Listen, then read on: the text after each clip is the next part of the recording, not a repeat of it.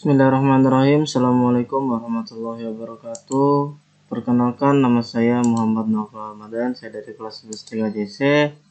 Saya ingin membuat presentasi tentang teknologi layanan jaringan.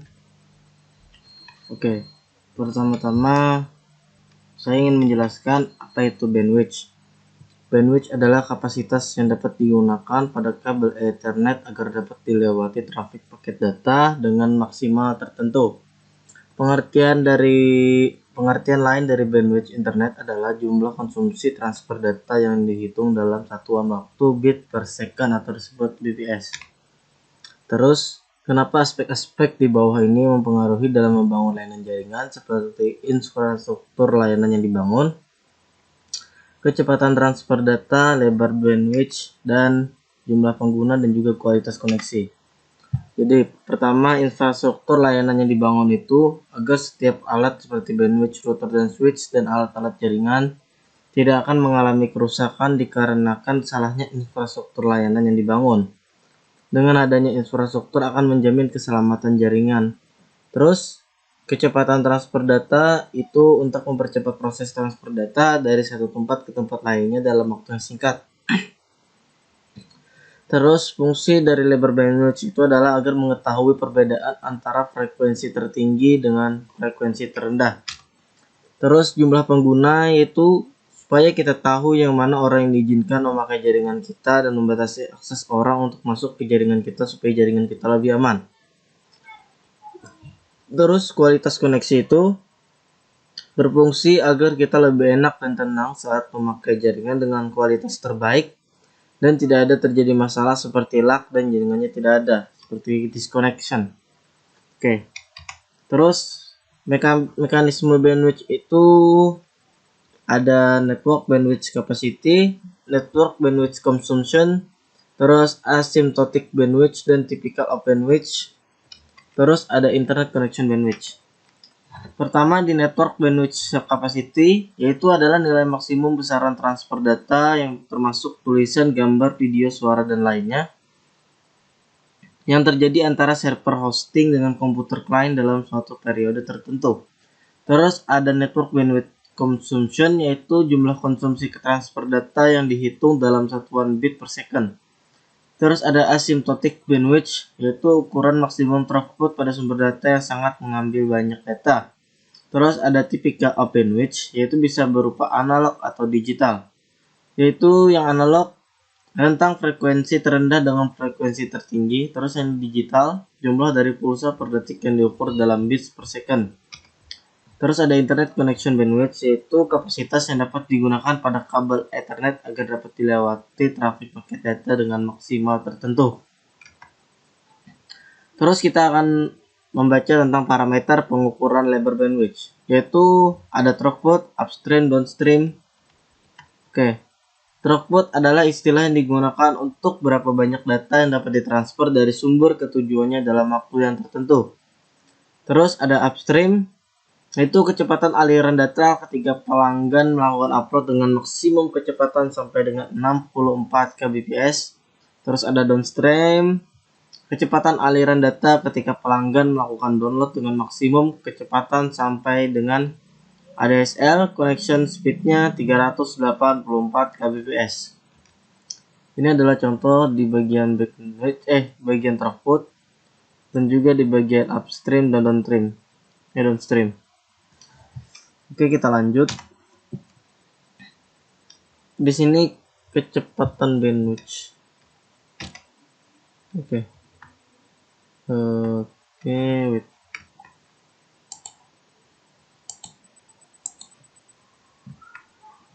Halo, tes. Oh iya, lanjut. Maaf, saya tadi itu absen keren. Terus kita akan melanjutkan ke kecepatan bandwidth, yaitu kecepatan suatu jaringan melakukan transfer data yang dihitung per detik.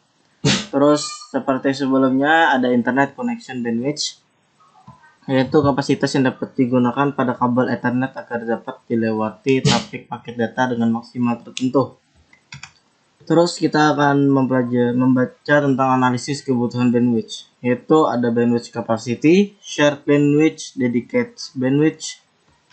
Oke, Terus kita akan membaca bandwidth capacity adalah nilai maksimum besaran transfer data seperti tulisan, gambar, video, suara, dan lainnya yang terjadi antara server hosting dengan komputer klien dalam suatu periode tertentu. Shared bandwidth adalah jenis jaringan dengan bandwidth terbagi. Yaitu ada dedicated bandwidth, yaitu bandwidth yang didedikasikan untuk pengguna dengan paket khusus. Bisnis Anda adalah satu-satunya pelanggan dengan jumlah bandwidth tertentu yang dialokasikan bandwidth hanya untuk Anda gunakan. Terus di sini ada kualitas koneksi, yaitu layanan normal user data.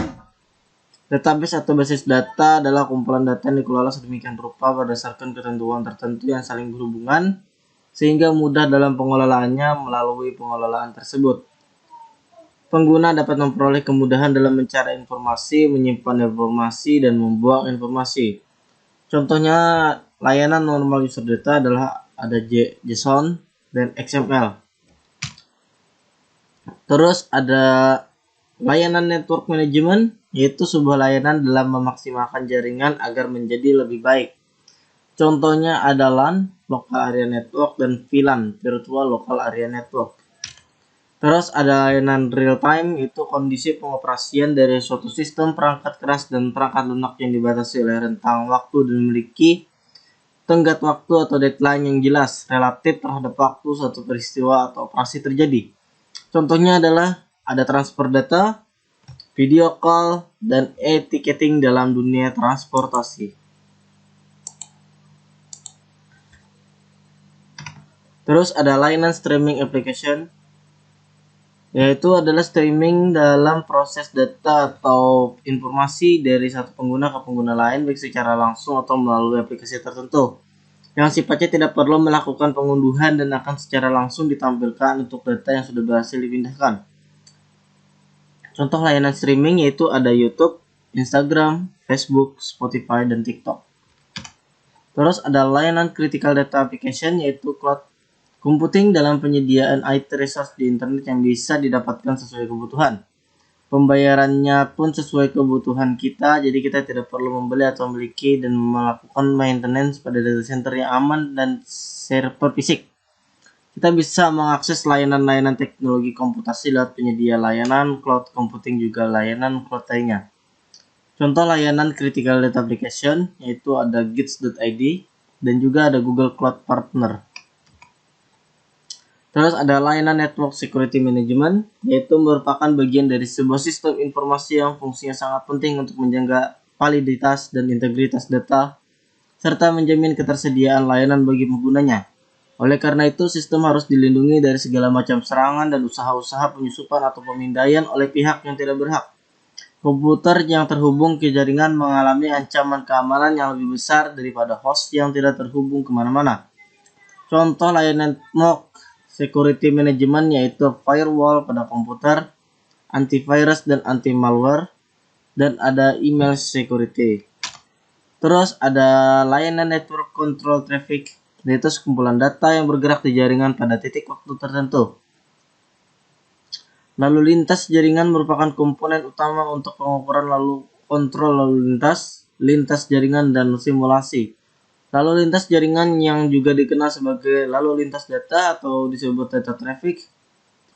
Lalu ada lalu lintas jaringan network traffic merupakan komponen utama untuk pengukuran dan manajemen bandwidth.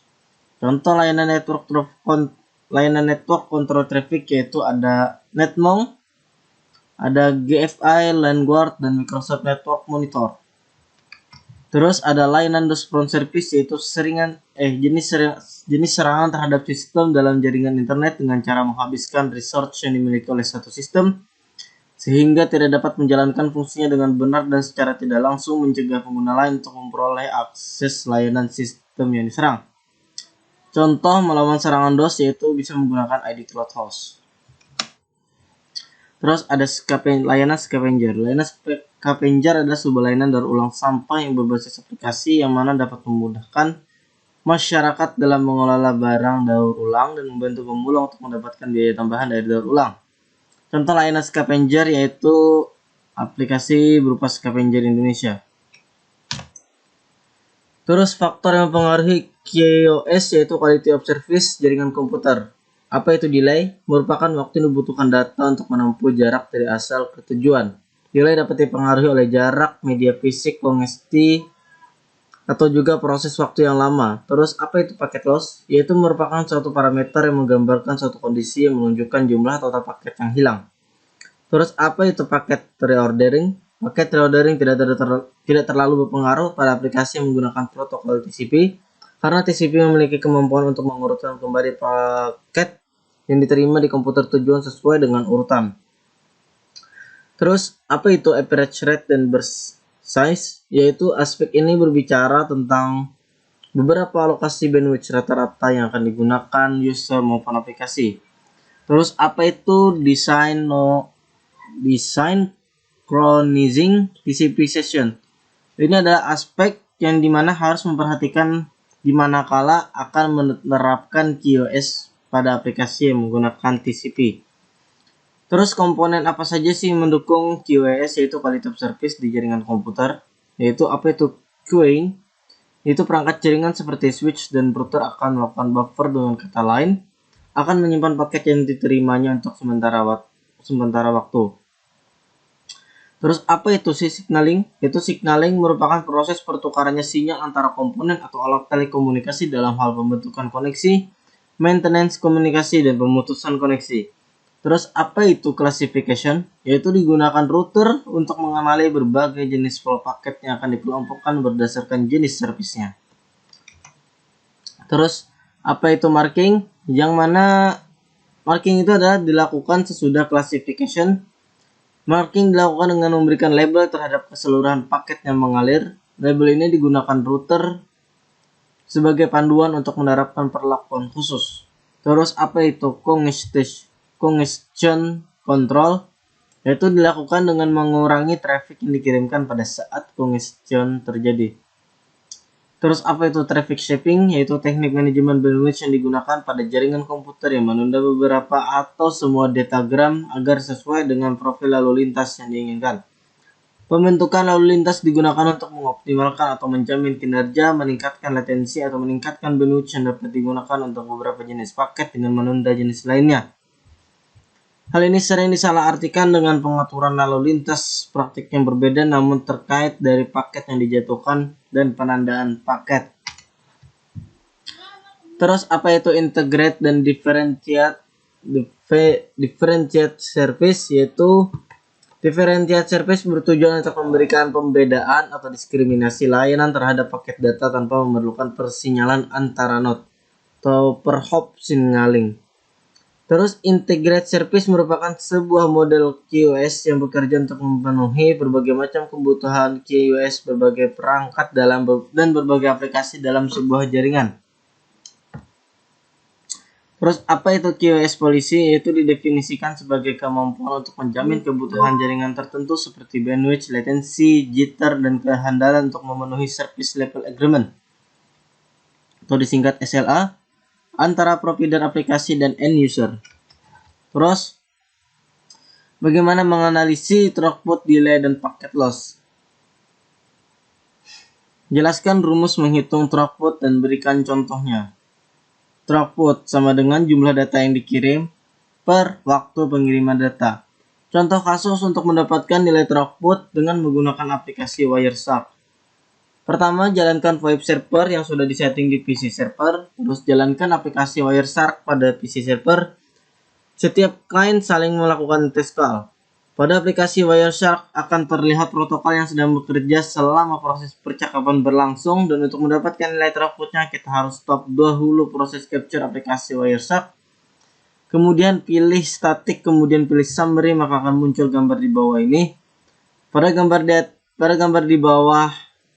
di samping terlihat nilai dari throughput yang didapatkan adalah 0,272 Mbit atau Mbit per second. Maka jika kita kembali hitung dengan menggunakan rumus titik 1, yaitu throughput sama dengan jumlah data yang dikirim per waktu pengiriman data. Throughputnya 276952 per byte per 81,59 bit when first and last packet maka hasilnya akan mendapatkan 0,272 Mbit per second. Terus bagaimana cara menghitung nilai delay adalah rata-rata delay atau nilai delay sama dengan total delay atau total paket yang diterima.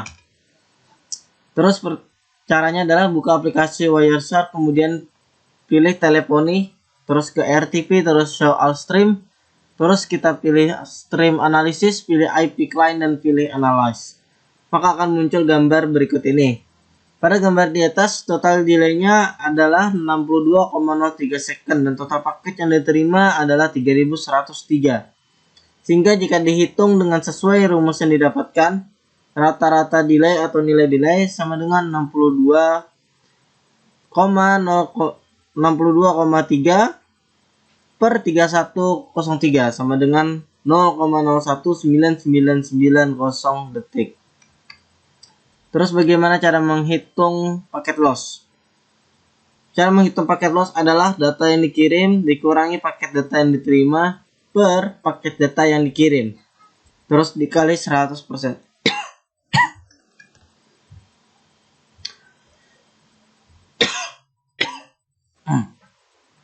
Untuk melihat nilai dari paket loss pertama, buka aplikasi Wireshark, kemudian pilih teleponi, RTP, show all stream, ke stream analyze, terus pilih IP client, terus pilih analyze. Maka akan muncul gambar berikut ini untuk mendapatkan nilai dari paket loss. Dari gambar di samping dapat dilihat nilai dari paket loss yang didapatkan adalah 1,45%. Jika kita hitung dengan menggunakan rumus, maka paket yang diterima sama dengan paket yang dikirim dikurang paket yang hilang sama dengan 3103 dikurang 45 sama dengan 3058. Terus menghitung paket lossnya sama dengan 3103 dikurang 3058 dibagi 3013 dikali 100 sama dengan 1,45%. Kita akan berpindah. Apa itu softwitch? Softwitch adalah suatu alat yang mampu menghubungkan antara jaringan sirkuit dengan jaringan paket, termasuk di dalamnya adalah sebuah telepon tetap PSTN, internet yang berbasis IP, kabel TV dan juga jaringan seluler yang telah ada selama ini. Softwitch lebih dikenal sebagai IPVBX. Terus komponen softwitch. Komponen softwitch ini ada media gateway controller, MGC, signaling gateway, SG, media gateway, MG, application server, media server. Terus MGC yaitu berfungsi untuk mengontrol semua sesi layanan dan komunikasi, mengatur interaksi elemen-elemen jaringan yang lain. Terus ada signaling gateway yaitu suatu jembatan antara jaringan SS7 dengan jaringan IP di bawah kendali dari MGC.cg, hanya menangani persinyalan SS7. Media gateway yaitu berfungsi sebagai elemen transport untuk merutekan trafik dalam jaringan softwitch dan juga mengirim atau menerima trafik dari jaringan lain yang berbeda. Terus ada application server yaitu aplikasi komputer yang memberikan pelayanan atau melakukan proses pelayanan terhadap setiap permintaan akses yang dilakukan oleh setiap komputer pengguna atau klien yang terhubung dengan jaringan. Terus ada media server yaitu fungsinya yakni untuk memperkaya softwitch dengan kemampuan media. Misalnya yakni untuk menanggapi respon suara, tugas itu akan dilakukan oleh media server. Jelaskan apa itu softwitch kelas 4. Softwitch yang digunakan untuk lalu lintas antara operator biasanya disebut kelas 4. Softwitch, fungsi utama dari kelas 4 softwitch adalah besarnya ukuran routing dari panggilan jarak jauh. Karakteristik dari softwitch kelas 4 adalah mendukung protokol dan konversi transcoding, call per second rate, average time of one call routing, number of concurrent calls. Terus jelaskan apa itu softwitch kelas 5. Kelas 5 softwitch dimaksudkan untuk bekerja dengan end user. Softwitch kelas 5 ini lebih baik untuk layanan telepon lokal dan jarak jauh. Kelas 5 softwitch ditandai dengan layanan tambahan untuk end user dan klien perusahaan seperti IPVBX, fitur, call center service, calling card platform, JWS, group business dan lain-lain. Terus fitur dan fungsi softwitch, yaitu jelaskan fungsi switching pada softwitch. Fungsi switching berkemampuan untuk menyambungkan dan memutuskan hubungan sementara. Softwitch mampu menghubungkan jaringan PSTN dengan jaringan IP dan juga melakukan pengaturan trafik yang berupa suara, data, dan video. Terus jelaskan fungsi kontrol pada Softwitch. Fungsi kontrol pada Softwitch bekerja berdasarkan instruksi persinyalan yang datang dari luar atau dari data yang disimpan oleh sentra telepon itu sendiri. Terus jelaskan fungsi signaling pada Softwitch, yaitu fungsinya mampu melakukan translasi protokol sehingga dapat menjamin interoperability antara sistem signaling yang berbeda-beda seperti SSL, NGCP, IP/SIP, H.323 dan lain-lain.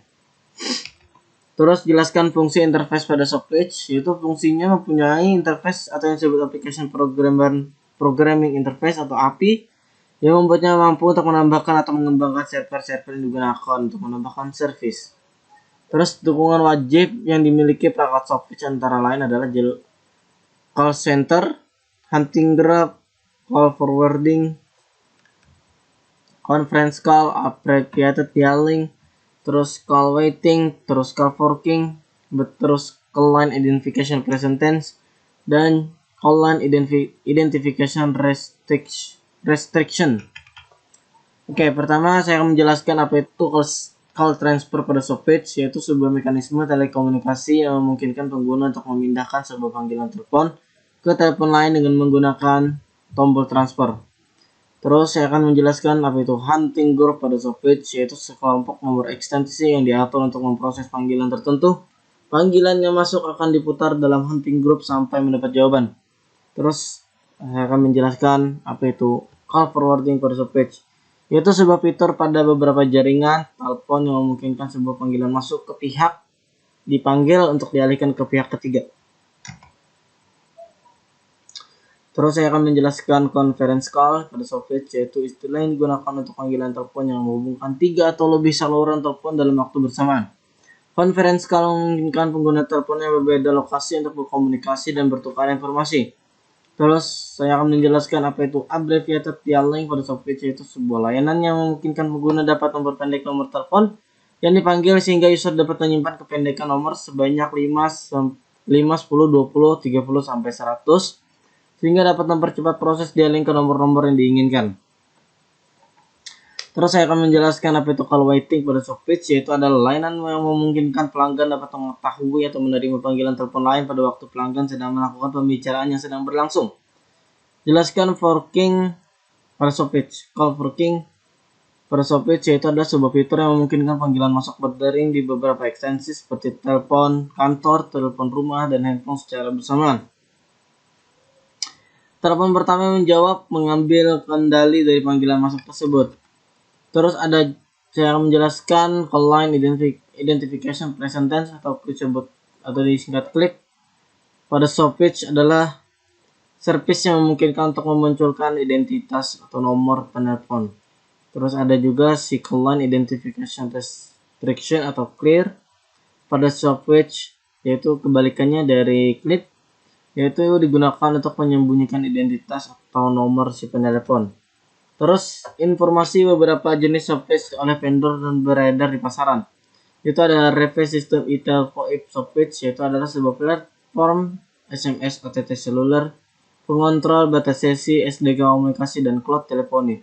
Terus ada SyncSwitch, yaitu memiliki fungsi switching dan penagihan. Terus ada Sonos Softwitch, yaitu penyedia terkemuka produk infrastruktur suara untuk jaringan publik. Terus ada FoxSwitch, yaitu sebuah software atau aplikasi yang ditujukan untuk menyediakan routing dan switching antara IP teleponi dan jaringan TDM. Terus ada MediaCore Switch, yaitu sebuah platform VoIP tingkat operator yang dirancang khusus untuk lalu lintas suara dan SMS. Terus ada Reuters Softwitch RTE EIM S5501, yaitu didesain khusus untuk UMKM dan kantor cabang.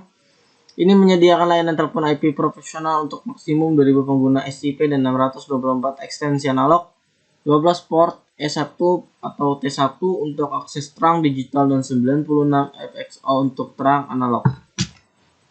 Mungkin ini saja yang dapat saya sampaikan. Apabila ada salah kata mohon dimaafkan. Sekian, terima kasih. Wassalamualaikum warahmatullahi wabarakatuh.